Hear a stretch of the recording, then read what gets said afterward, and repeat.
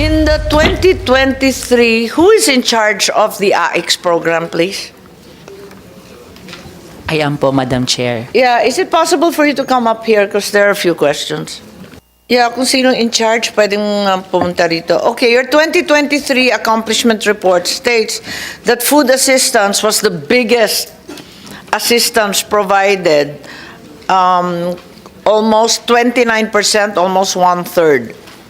And then closely followed by the psychosocial assistance. May we know the breakdown of the food assistance? But ganito kalaki to? I just want to understand the breakdown of the AIX. Kasi sa report ninyo, you're stating that 28.9%. Meron po pala tayo sa disaster coordinator. Oh, okay. Director Matay. Okay.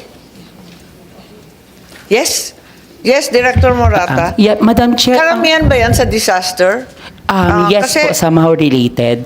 But actually, ang food assistance po kasi is just one of the menu po ng AIX po natin. No, I understand it's one. That's precisely why I'm asking. Why is it the biggest? I'm just curious. It had the biggest, di ba? It's almost 30%. Magtatanong lang ako bakit at saan. Opo, most of the time po kasi, Madam Chair, karamihan po dito ay disaster related Yun na po nga, ito. disaster. Kaya Yes nga po. tinatanong ko kung disaster. Opo, yes po, ma'am. Yeah, if you could give me a breakdown. Not this minute, you can submit. Yes po, ma'am. Oo, Sige po. Yeah, isubmit mo lang for, just for understanding. Yes po, Madam Oo, Chair. kasi ang food assistance, binibigay in cash yan, di ba? Yes po, Madam Chair. So, pag walang nabili dun sa lugar na tinamaan ng kalamidad, paano yun? Di ba may food packs din kayo? Is this not redundant? Kasi sa mga lugar na tinamaan ng bagyo, di syempre wala rin pagkain kahit may pera ka. Paano yun?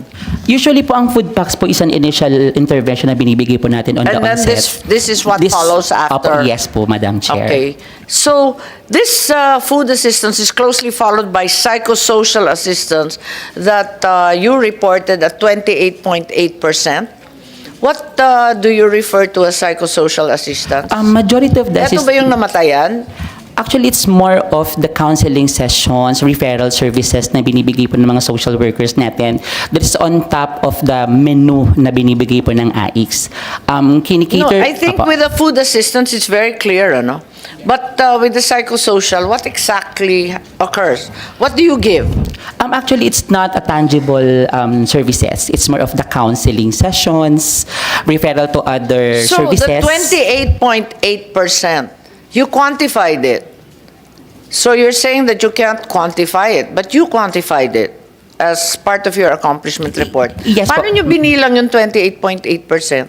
The time spent by the personnel or paano nabilang yun? Actually, it is the number of cases that served by I the see. social worker. Number of cases. Ang psycho social service is still part of the services being provided under the AIX program. Yes, I understand. Opo. Pero I just don't understand what was the deliverable. Yes po, ma'am. Actually, example, ma'am, if Okay. we provide food assistance during the conduct of the interview and we saw other intervention that needs to be provided when we do that, the psychosocial Sure. part of the activity. Opo.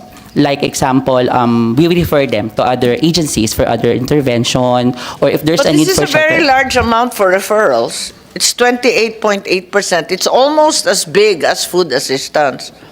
Ang laki niya eh. Halos 30% nasa psychosocial. Eh kung referral lang, dapat wala lang yun, di ba? Sorry po, Madam Chair, but I think we are referring to the number of beneficiaries because the psychosocial doesn't have any monetary value po yan. Kaya nga. Opo. So, bakit sinasabi rito sa accomplishment report, 28.8% of your accomplishment is from the psychosocial? Yes po. You just said it's not quantifiable, but you quantified it. How did you quantify Physical it? target po natin siya, Madam Chair. No, it's not a target. Kasi you reported it last Physical year as your accomplishment po, Madam Chair. accomplishment. Physical accomplishment po natin siya. So, paano yan nabilang? Opo. Oo, kasi Would you ganito- like to answer? Sorry, ma'am. Yeah. Actually po, ang Okay psychosocial lang. I mean, it again... doesn't matter as long as I get the Opo. answer. Yes, okay. Ang psychosocial services po natin is the transaction-based na ginagawa po natin sa mga clients po talaga po natin. So, on top of the financial assistance na binibigay po natin sa I kanila. understand, but how did you, paano ninyo binilang yung 28.8%? Per transaction po ito. Per client serve po ito.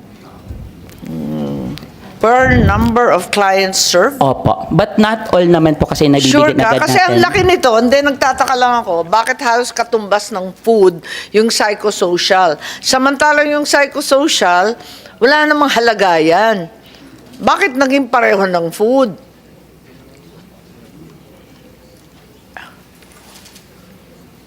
Kasi pag may disaster, wala naman time. Alam naman natin ang sitwasyon pag disaster.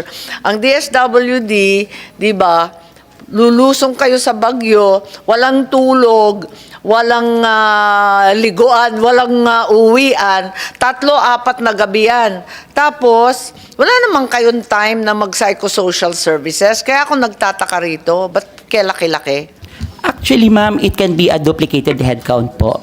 Sorry? Duplicated headcount po kasi siya. It's a transaction-based counting po natin siya. So, one client So who when does it visited... occur? What do you mean? One client, you'll count 10 times? It may, What do you ma'am. mean? He comes for counseling 10 times? Ulit po, ma'am. Di ba, ma'am, ang client po natin, ma'am, sa AX, they can visit the office 4 times in a year. Yeah, of course. So, there's a possibility of one client... Eh, yung iba mas Oo. makulit pa. Oh. can receive a matter of 4 counseling session for the particular year. So that's why po, mayroon po kaming service count of 4 counseling session po for the client. So if that would be corresponding po doon, hindi naman po ma'am automatically na forget may food assistance, sila po nabibigyan natin. Kasi aside from the food assistance example, we have cases of medical assistance. Yes, No- I know you have medical assistance at 17.98, Yes po. cash relief at 15.10, Opo. which to me sound like they're overlapping. Kaya nga, you need to disaggregate the numbers for me. Sige po, Because hindi ko talaga naintindihan yung psychosocial. At quite frankly, I've never seen it. Noted po ma'am. We will just provide you po ma'am the ano No, po but I dito. don't understand. What do you do? I don't see the DSWD hanging around months after the... Hindi kasi, veterano kami ng Yolanda. Tinamaan kami sa Tacloban. Kasama ako doon. Yung DSWD, hindi naman nagbabad. Matapos yung ilang buwan na wala na sila. So nagtataka ako kasi sinasabi mo, sinundan na lamang. Can you explain? Yes, we recognize the majority leader who's here. Thank you. Yes. So, paano nangyayari yung AX na ganun? Yeah. Ano talaga yung psychosocial? When does it occur? Sabi mo, during the bagyo. Sa kaguluhan ng bagyo, wala namang umuupo doon at magpapa-counsel. Sige ma'am, okay po. To clear ulit, Madam Chair. Ang ating pong psychosocial service, we can do it on the on-site services natin. Ang But isn't that your job? Hindi siya AX. It's not special. It's what DSWD does. it's part of our, ano po ma'am, It's part of, it's... the it's- guidelines po sa atin No, po under it's- AX. Sorry, but it's your mandate. It's not special. Hindi siya hiwalay sa ginagawang pang-araw-araw, di ba? Di ba? Ewan ko, hindi ko maintindihan lang. Nag-overlap po kasi at yung cash relief, yung food assistance cash, tapos may cash relief. Anong pinagkaiba nun? Yung cash relief for other expenses. Ang Yung cash- medical relief, medical lang. So, ano yung balik na naman tayo sa psychosocial. Di naman kayo binabayaran, di ba? Kasi talagang trabaho na ng DSWD na mag-counseling.